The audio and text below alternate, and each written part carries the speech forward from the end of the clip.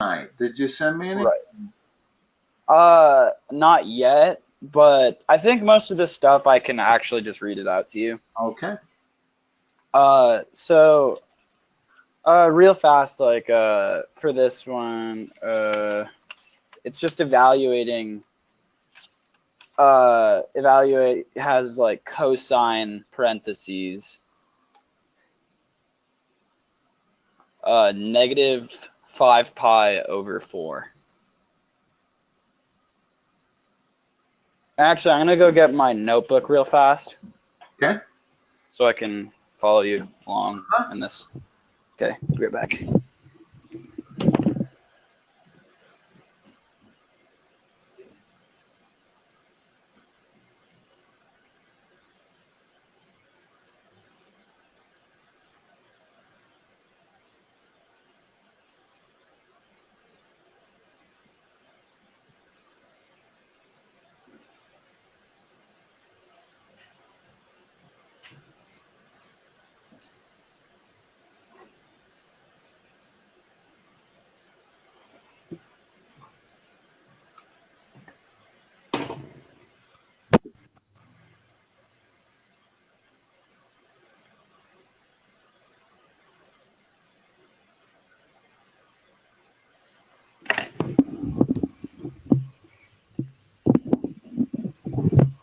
Okay, I'm back. All right. So I've drawn a simple model of this. Okay. Negative angles go clockwise. Positive angles go counterclockwise. Okay. So since that's pi, minus 5 pi over 4 is the same as, well, the entire circle is 2 pi. Right. This angle has to be 3 pi over 4. Now, let's talk about a couple of things that are important here on how the best way to do this problem is. Okay. First of all, let's talk about odd and even functions. First of all, the sine of negative x equal to negative sine of x. That's because it is an odd function. Okay.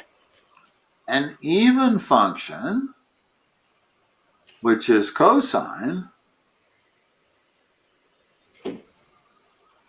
is this.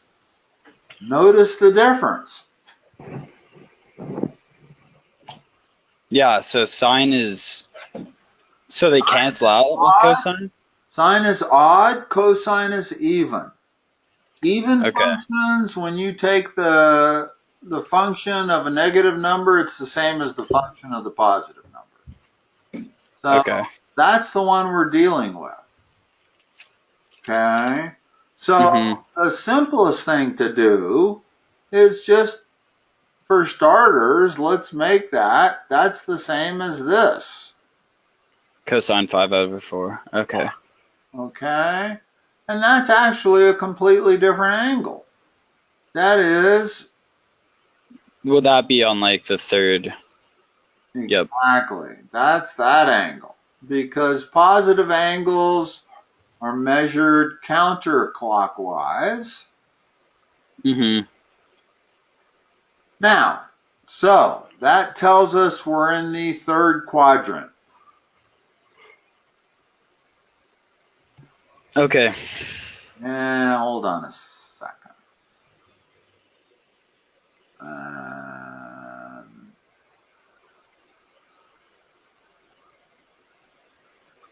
Well, it's going to be the same. Yeah, there's no problem here. It looks like I got two different angles here, but it turns out to be the same. So, if I am in the third quadrant, the cosine of 5 pi over 4 is the same as the cosine of pi over 4.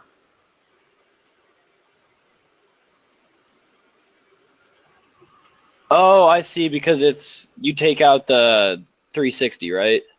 Well, let's look at the unit circle. This is 180 minus pi, or minus theta, or pi minus theta. Here Yeah. it's theta minus 180, or theta minus pi.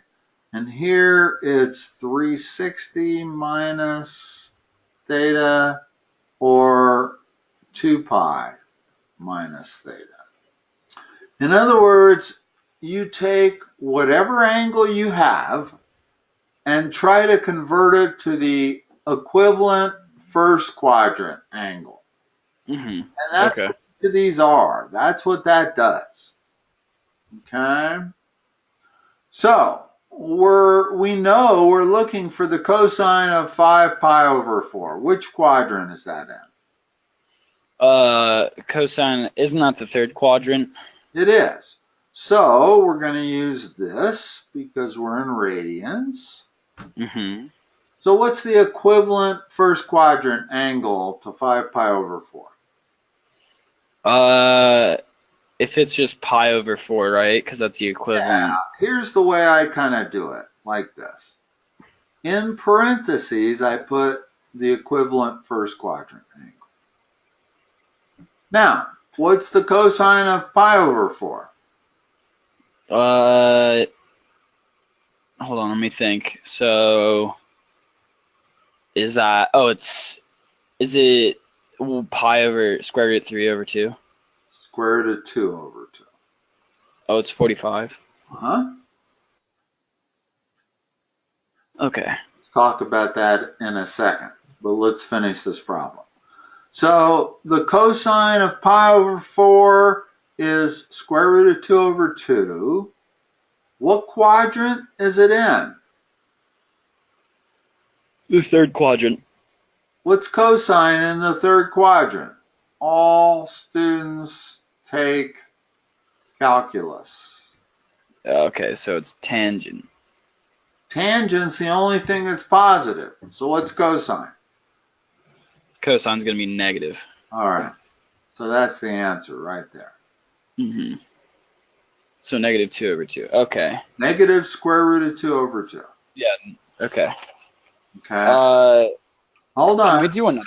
Yeah, let's just review some things. Okay. Everything is based on these two triangles. These two special triangles. 30, 60, 90. Huh? And then a 45, 45. Exactly.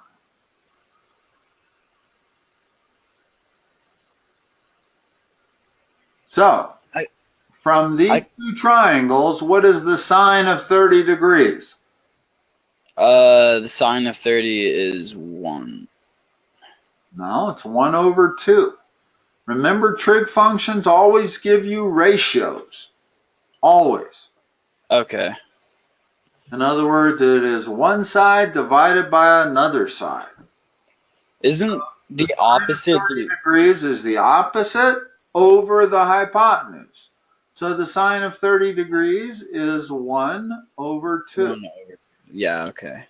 The cosine of 30 degrees is what? It's root 3 over 2.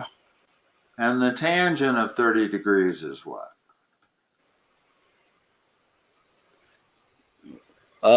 Tangent. Is it sine over cosine? So it's 1/2 over root 3 over 2. The easiest way to remember it is this way. So katoa. Tangent is opposite over adjacent, so it's 1 over root 3. Mm-hmm. That probably simplifies to 1 over root 3, doesn't it? Well, directly. In other words, opposite over adjacent is 1 divided by root 3. Mm-hmm.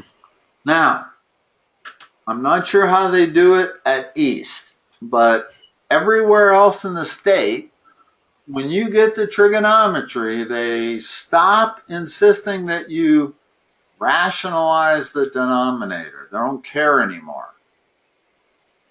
Yeah. Is that the case with your teacher or not? Yeah, I don't think he could. Yeah, I agree. And there's a reason for it. Oh, wait. Actually, I think he does actually have us multiply root 3 over root 3. Right? And then it's going to be root 3 over 1. No, it's going to be root 3 over 3. Root 3. Right. All right. Now, the reason most of the state doesn't do that is because they're just as frequently going to talk about cotangent. And Yeah. cotangent is the reciprocal. Mm-hmm. So the cotangent of 30 degrees would be root 3 over 1, would not need rationalizing. Right. Whereas if you figure out the tangent first, and now you take the cotangent, which is 3 over root 3, now you have to rationalize that, and it just becomes kind of a nightmare of rationalization. Mm-hmm. And therefore, the new style of teaching is to not request students to rationalize when they have an irrational denominator. Okay. Okay? So, it doesn't really matter what your teacher wants or not, as long as you know the difference. Mm-hmm. Okay. Okay? Now, the problem we were just talking about. You needed to know the sine of 45 degrees. What is that? Sine of 45 is opposite over hypotenuse, 1 over 2. 1 over 2, right? Or 1 over root 2. 2, and now rationalize that. So that's 2 over 2. It's root 2. Root 2 over 2. So if you are talking with a teacher that wants you to rationalize everything, then the sine of 45 degrees is root 2 over 2. If your teacher doesn't care, then it's really 1 over root 2. Now, these are the same two numbers. You put those in your calculator, you get the same two numbers. Then it would be negative root 2 over 2, right? Well, Because it's cosine. in the third quadrant, yes. Okay. In other words, the other thing with trig is all students take calculus. Have you heard that? Right, yeah. Okay. And what the A means, all trig functions are positive in the first quadrant. Mm-hmm. And then Only sine and its reciprocal. So it's really sine and cosecant are positive in the second, tangent and cotangent, and in the fourth, cosine and secant. Okay. Those are the only ones that are positive in each of those quadrants. So, do you actually want to do a reciprocal one, a reciprocal problem? Sure. Okay, so let's do secant parentheses minus pi over 2. Okay.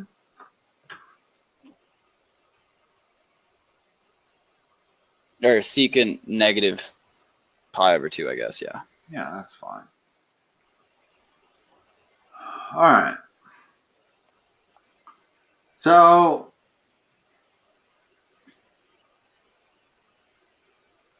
the cofunction properties is probably the easiest way to do these, at least in my opinion. So you want to do, like, turn this into cosine? No, well, it shares the same properties as cosine. Right. In other words, the cosine of a negative angle equals the cosine of a positive angle. That's true. Okay. And that holds true with its reciprocal also. So the first thing we want to do is that. Okay. So that becomes the problem. Whenever you can eliminate negative signs, you're better off. Okay? Mm-hmm. So now the secant of pi over 2. Well, We know that the secant is the reciprocal of cosine, right? Yeah. So, And cosine pi over 2 is just 1, right? yeah, no. What is Because it? isn't that 90? And then cosine, I thought on the circle it was at 90 cosine is 1. Oh wait, no, it's sine is 1. Sine is 1. No, never mind. Exactly.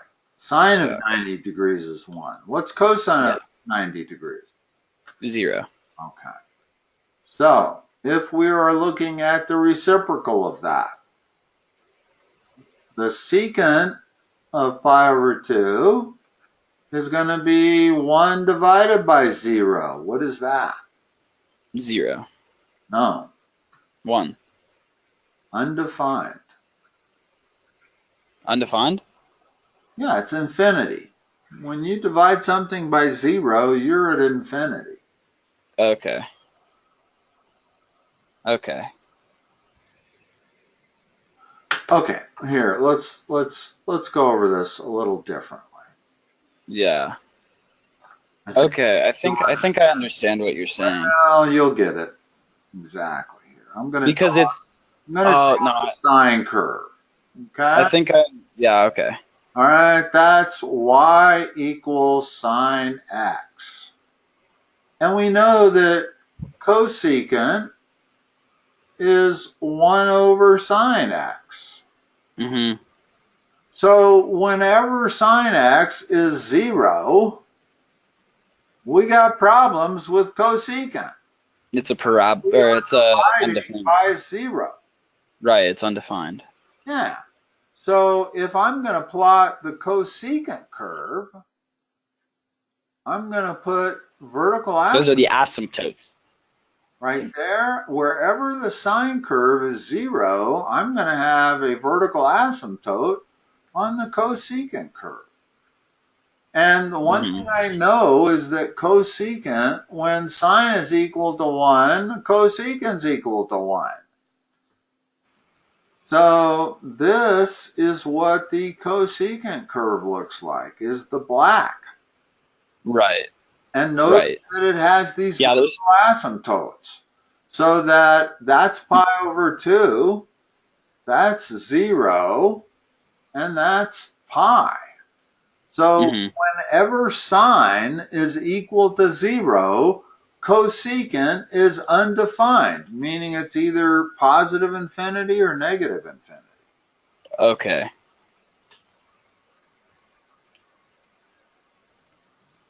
Okay? So sine and cosine are the only two that do not have asymptotes. And in other words, if I graph, hold on.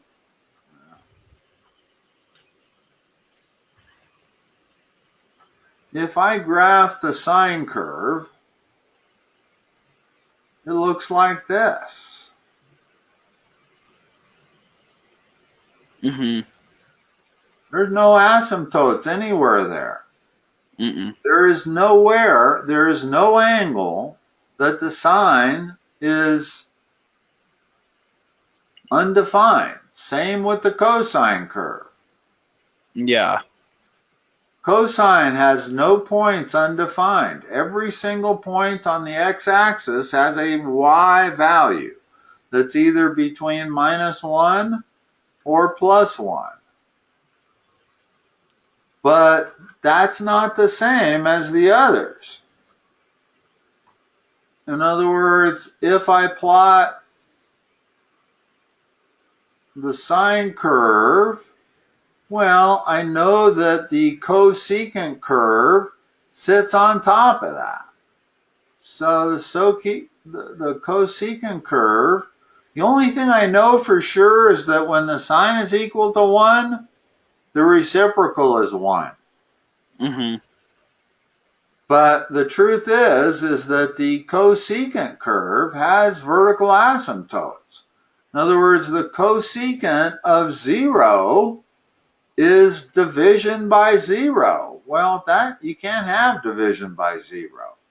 That results in infinity. And that's why the cosecant curve goes to infinity as you approach 0 or pi over 2. Mm-hmm. No, excuse me, that's pi. In other words, the sine curve goes to 1 at pi over 2, but it goes back to 0 at pi, and it goes back to 0 at 2 pi. So whenever the sine is 0, the cosecant curve is going to be on a vertical asymptote, meaning infinity, either positive infinity or negative infinity.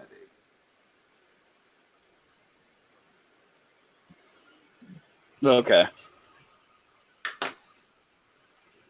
All right, let's give me another problem and Okay. try Let's to put do this all together with a problem. arc secant -1.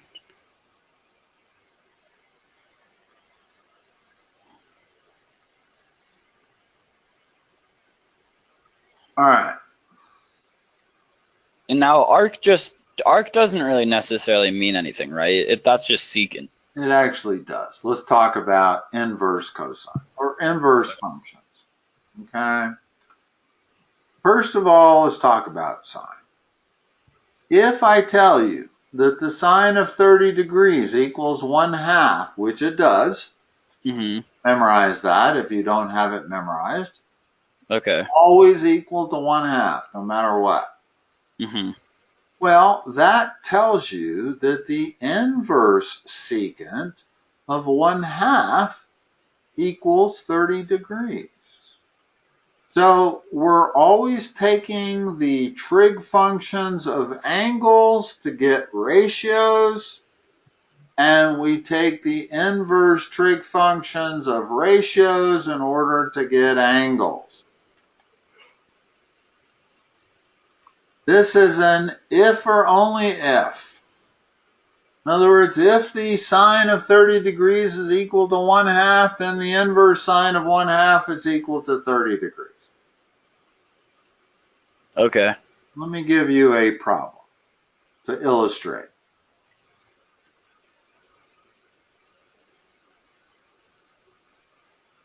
You are familiar with the 3, 4, 5 triangle. No, I don't think I am actually. Well, that's the smallest Pythagorean triangle. There is no right triangle that has all whole numbers, Oh, okay. 3 dimensions. This is the smallest one. So they drill this into you for 4 years. You are going to be looking at this kind of a triangle. Now, it doesn't have to be 3, 4, 5. It could be 30, 40, 50. But it's Right. a 3, 4, 5 relationship. Mm-hmm. Okay? That is called the smallest perfect Pythagorean triangle. Well, what's theta? Nobody can tell you what theta is. Mm-hmm. But, yes, you can. You could say the inverse sine of 3 over 5 has to be equal to theta. To theta. Yeah, in other words, when you take inverse trig functions, you are solving for angles. When you take trig functions, you are solving for ratios. If I took the trig, the sine of that angle, I would get 3 over 5. But I don't know what that angle is. If I want to figure out what that angle is, I take the inverse sine of 3 over 5. Do you have your calculator in front of you? No, because this is supposed to be like non-calculator. Doesn't matter. Whenever we have a tutoring session, have your calculator in front of you. Okay, I have it right here. Okay? Take the inverse sine of 3/5. Okay, inverse.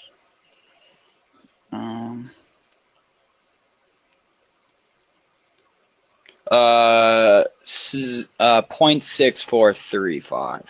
Make sure you are in degrees and not radians. What kind of calculator do you have, son? TI-83. Go ahead and make sure you're in degrees. Right, I was in radians. Yeah, I know. Okay, Because I so know what this angle is. Okay. What is it? sine inverse sine 3/5, right? Huh? 36.86. Yeah, 37 degrees. Mm-hmm. Nobody remembers that. You are taught this triangle for 3 years. Trust me, you'll run into this triangle. But nobody knows the angles. But you get the angles by doing the inverse trig function. In other words, if I wanted to know what theta was, I can get it by just solving for the inverse sine of 3/5 or the inverse cosine of 4/5. That would also be 37 degrees. Okay. So the key principle here is right here. You solve trig functions of angles to get ratios. You do inverse trig functions of ratios to get to angles. Okay. All right, now let's look at your arcsecant of -1. So now we're trying to get the angle. Yeah, exactly. So first of all, your school uses arc more than inverse? No, that was just on here. It doesn't use it very often. This is the same thing. As inverse sine. Okay. Arc sine of theta is the same as the inverse sine of theta. Or, Okay. excuse me, arc secant of theta is the same as the inverse secant of theta. Okay. So Okay. Now, what was theta? Pi/2? pi/2. I don't know. What was it? You gave it to me here. Let me scroll up. No, it just says -1. Oh, -1. Okay, yeah. Yeah. Now remember, I'm trying to find the right. Yeah. remember we're trying to find an angle. So we have the inverse secant of -1. So the real question becomes, what angle is the secant of that angle equal to -1? Well, first of all, what's the reciprocal of secant? Sine. No? Isn't it? Cosine. Oh, cosine. God damn it. Okay, yeah. Never start with the same first letter. Yeah. You got sine equals 1 over cosecant.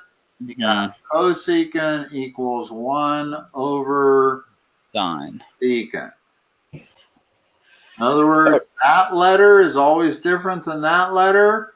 That letter is different than that letter. Right. So if you say the sine is equal to 1 over secant, you're wrong, because that letter is the same as that letter. Okay. Okay? I feel like I just need to write those. That's the way to memorize it. It really is. That works every time.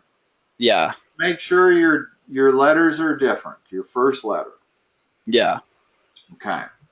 So we're looking for an angle whose cosine is what? Is that would be the same as 1 over -1, right? Same as -1. Yeah. In other words, the secant is the reciprocal of cosine. Well, if the secant is -1, the cosine is -1. Right. 1 is the only number, and I mean the only number, That can equal -1. well, whose reciprocal is the same as it is. Mm-hmm. Actually, I take that back. 1 and -1. Mm-hmm. Okay. All right. So I can turn it into this problem perfectly. Mm-hmm. Now, let's draw the cosine curve. Because most people, they can remember the cosine curve and the sine curve. They're not so good with the secant and the cosecant. Well, secant and cosecant are just off the top, right? Exactly. Tops and bottoms. Mm-hmm. However, this is the cosine curve. Right, so Now tell me what angle is going to equal -1. huh? Okay, so -1 is pi, right? Yeah. That means the cosine of pi equals -1 based on our chart or based on Mm-hmm. our graph. And what that means is the inverse cosine of -1 equals pi. That's our answer. Okay. Okay. Now, remember what the problem was. It was secant. So let's draw the secant curve on here. Well, what's the secant? The inverse secant of -1 Pi. is also pi. Because they're reciprocals, whenever the number 1 is involved, the reciprocal is the same as the function. So if I tell you the cosine of an angle is -1, that means the secant of that angle is also -1. These two are the same places. Okay. Okay? So Okay. when they said the inverse secant of -1, that's the same as the cosine, the inverse cosine of -1. And then the only thing we have to look at is the cosine curve. Find where -1 is. We realize that it is at pi. That's the answer. So that's also the answer for inverse secant of -1. Okay.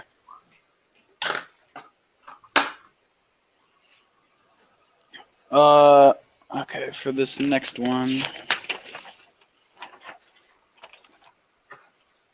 Okay, for the next one, it's going to be trigonometric functions. Okay. So cotangent x over cosecant x plus 1 equals cosecant x minus 1 Hold on. over. Is that like that? Or is the +1 in the parentheses? It's like that. Okay. And then equals cosecant minus 1 over cotangent x. All right. That's pronounced, well, no, maybe you did it. I don't think you did it right. When you said cosecant -1, did you mean that? No, cosecant x minus 1. Sorry. Okay.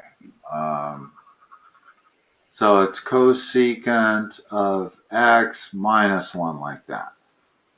Right. Over cotangent. Cotangent x? Yes. All right. What they're asking you to do here is verify a trig identity. Mm-hmm. This is kind of a whole section of trig. Right. Puzzles a lot of students, and there really is only one purpose of this section, and that is to get you to memorize your trig identities. Mm-hmm. There are no practical problems in life that require you to prove a trig identity. So this is absolutely a drill. There are trig equations that you have to solve in life from real problems. But none like this. Nothing like this. This serves one purpose and one purpose only. Get you to memorize your trig identities. There are 11 trig identities. Mm-hmm. Before we go on, let me drill you on them. Let's see if you know them. Okay. I'm going to give you all 11 of them. The first, Might not know 11 of them. But. well, I want to separate them. There are 6 reciprocal identities. So what's sine? What's reciprocal of sine x? Is that cosecant x? What's reciprocal of cosine x? 1 over secant x. And what's the reciprocal of tangent x? Is that 1 over cotangent x? Okay, so if you memorize those three, then you automatically know this one. What's cosecant x? Cosine over 1, or sine over 1. 1 over Yeah. sine. 1 over sine. Oh, yeah, I knew that. Cross multiply, or not cross multiply, but multiply both sides by cosecant x, divide by sine x, this is what you get. Mm-hmm. Okay. Same thing with this. Same thing with this. So, the only ones you have to memorize are these three. If you memorize those three, then you have 6 of them memorized. Right, you can, okay. Okay? That's 6. Let's talk about the next 2. Those are the reciprocals. The next 2 are called the quotient.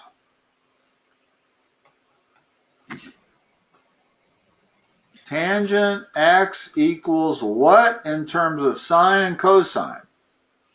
Tangent x equals sine x over cosine x. That's the only one you have to memorize. This is the other one, but you should be able to figure it out based on the first one. And it's cosine x over sine x. And there are only 3 more. I think I remember the next 3 others are the Pythagorean identity. Yep. Number 1, sine squared x plus cosine squared x equals what? 1. Number 2, tangent squared x plus 1, notice the difference, equals what? Isn't that secant? Secant squared. Secant squared, okay. Okay. Now, if you can memorize those 2, the third one is merely the cofunctions of the second one. Well, what's the cofunction of tangent? Cotangent. It's the cofunction of secant. Sine. Or cosine. Cosine squared. Cosecant. Don't confuse cofunction with reciprocal. They're not the same. Cofunction is where you take the function and you stick the word CO in front of it. Right. Cofunction of tangent is cotangent. Also happens to be the reciprocal of tangent, but only that. The reciprocal of sine is cosecant, but the cofunction of sine is cosine. Okay. So to cofunction means you just stick the word co in front of it or you remove it. In other words, the cofunction of cosine is sine. Okay. Okay?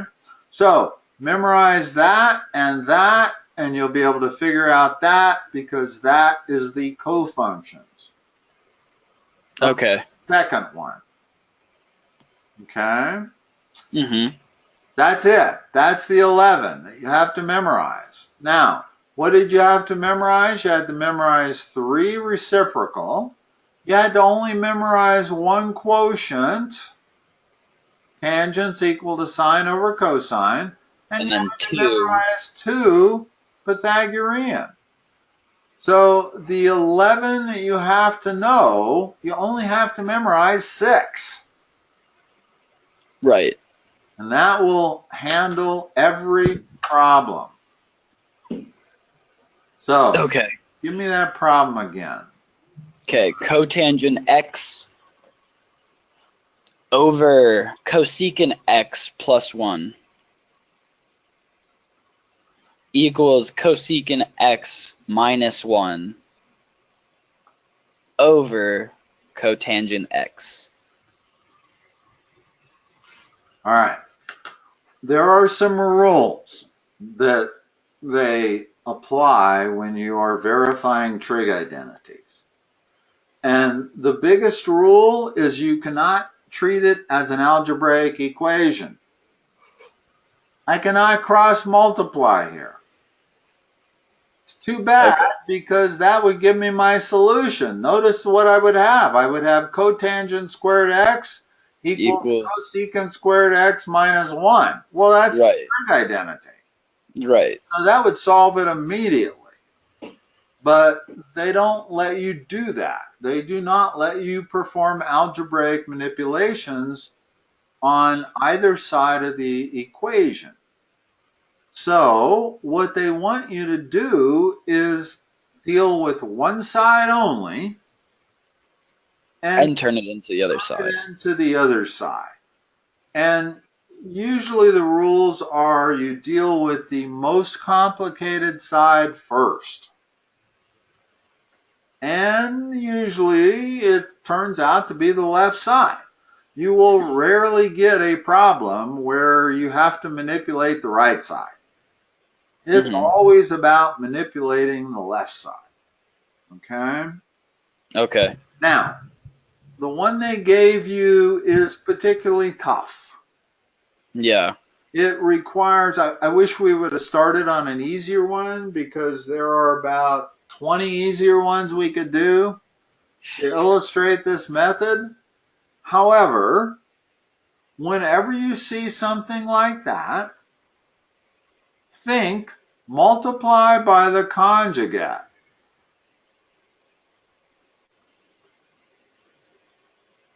Now, what I am allowed to do is multiply each side of the equation by 1, or just the left side.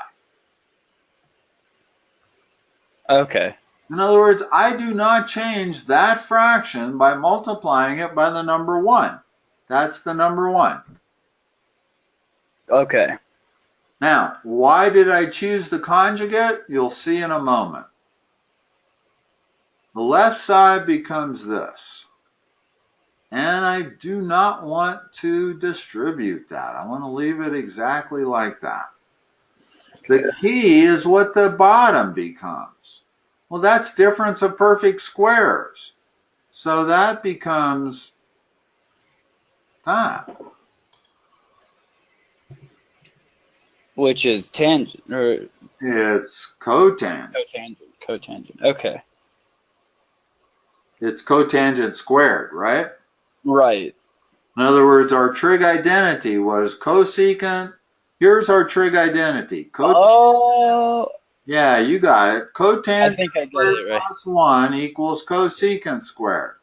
Right, and then so you just turn that bottom into cotangent. Exactly. Take that 1 to the other side, and that's equal to cotangent. So I'm going to replace that with cotangent squared. And then you can cut the cotangent out of the top. Take that. What do I have? The same. Oh. Right there. Now, I said that this is one of the toughest ones.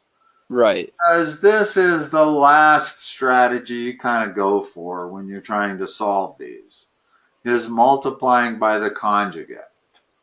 This is a level 7 on a 10-point scale of verifying trig identities. There's a lot easier ones than this we could have started with. Right. This is particularly difficult because it's not obvious that you would multiply the left side by the conjugate. Yeah. It isn't. The only reason it's obvious is, I'll tell you why, is because that's not equal to anything. Right, that can't be equal. There's no identity for that.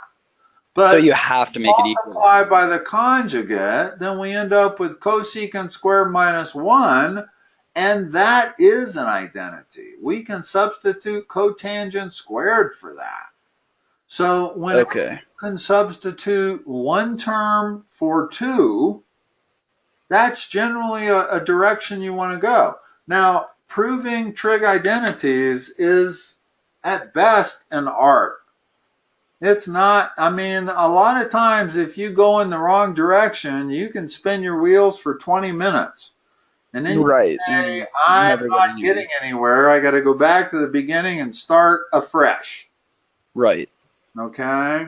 So, what I'm saying is that whenever you see the following terms, I want you to think about multiplying by the conjugate. Here's the term. Okay.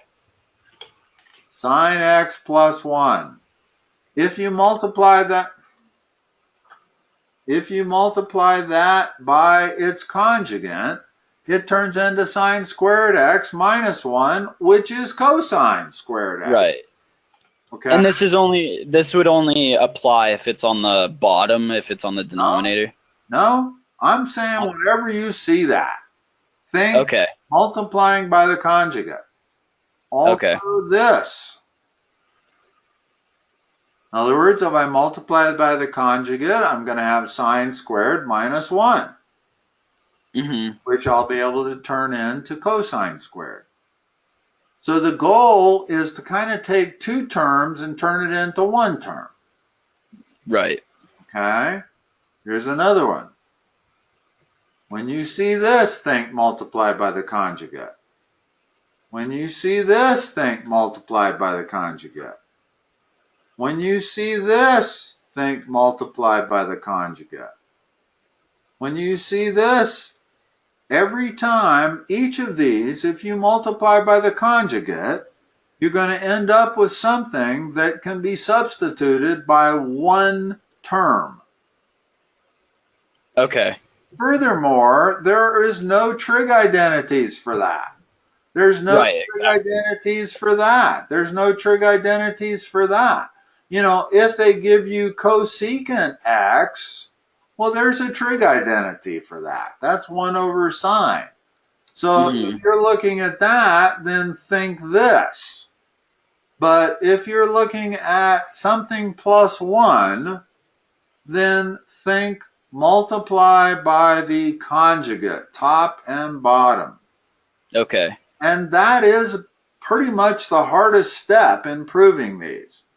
In other Right. words, if there's 3 levels of difficulty, beginning, medium, and hard, you gave me the hard one to start out with. Yeah, this was the one I was struggling most with, though, so I think it's good. Okay, all right, that's good. That means you knew the others. Right. Okay.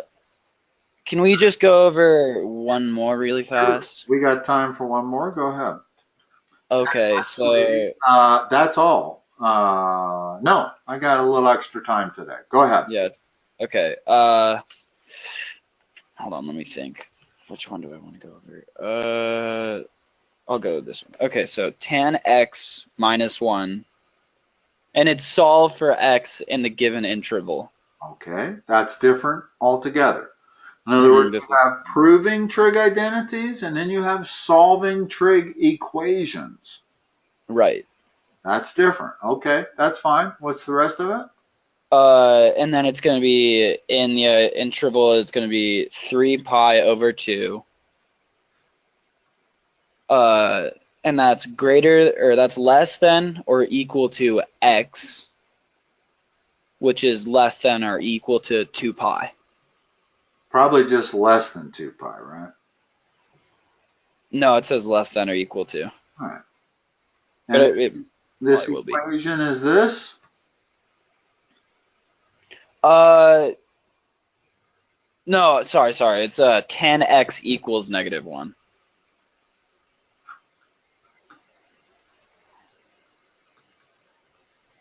All right. So, where is the tan x equal to -1? Again, we want to go back to our 45-45 triangle. Okay. What angle is the tangent equal to 1? It's going to be opposite over adjacent. It's just going to be 1 divided by 1, right? 45 degrees. Right.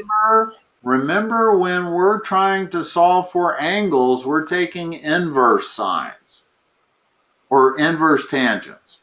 Right. Okay. Okay. All right. So x here is 45 degrees, has to be.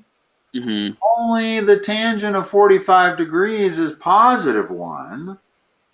So it's not first quadrant. Where is the tangent negative? Which quadrants? Uh, every other quadrant but the third one, right? Correct. The first and third. So which one are they telling us? I think it's gonna be in the wait. Okay, 3 pi. They're telling us where it is, right there. Right. Which So quadrant is that? that's the fourth quadrant, right? Okay. So what angle in the fourth quadrant is the equivalent of 45 degrees? That's what, 270 plus 45, right? Uh-huh. So, 315. Uh-huh. So that's 315. So, Okay. and what that means is if I said, what is the tangent of 315? The answer would be -1. Okay. And what that means is the inverse tangent of -1 is 315 degrees. Now, it's also negative in the second quadrant. And so it's also 135 degrees.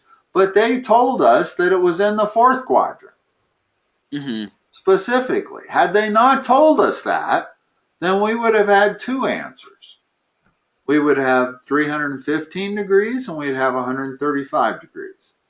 Both of them, the tangent of that angle is -1. But when they tell us that it's fourth quadrant only, then it's the 315 degree one. Okay, but all of these answers that it has is in terms of pi. So it's like 7 So you pi have over to 4. convert that, yeah, you have to convert that to radians. And Okay. we haven't really talked about that. We're not going to have time to talk about it today. Dang. Okay. You know how to convert degrees to radians? I'll figure it out. Well, real simple. Let me give it to you before I hang up here. Okay. Sorry for taking you over time a No little bit. problem. If I'm converting degrees to radians, then I am multiplying by pi over 180. Because the 180 has the degrees. I'm trying to lose the degrees, end up with radians. That's pi over 6 radians. Okay, so it would be 315 times pi over 1. Let's do simple ones first. You can handle the complicated math. Okay. If I am converting radians to degrees, I'm multiplying by the reciprocal of that. 180 over pi. That's equal to 90 degrees. In other words, that has radians. I'm losing the radians and I'm picking up degrees.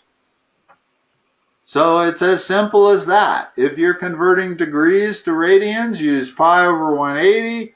If you're converting radians to degrees, use 180 over pi. Okay. So your 315, just multiply it by pi over 180, whatever you get, that's the radians. Okay. Well, thank you. You're welcome, Simon. I'll talk to you next time. Yep. Okay. See ya. Bye-bye.